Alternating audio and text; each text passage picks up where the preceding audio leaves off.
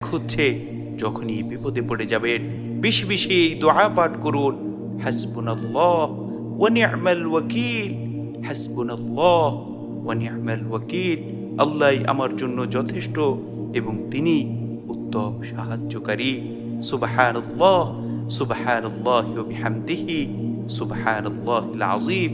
নম্বর 2 হচ্ছে যখনই কঠিন বিপদে পড়ে যাবেন সাথে সাথে এই দোয়া বেশি বেশি পাঠ করুন, রব্বি আন্নী মাগলুবুন ফান্তাসির, রব্বি আন্নী মাগলুবুন ফান্তাসির। হে আমার রব, হে আমার মালিক, আমি তো বড় অসহায়, আপনি আমাকে সাহায্য করুন। সুবহানাল্লাহ সুবহানাল্লাহি ওয়া বিহামদিহি সুবহানাল্লাহিল আযীম।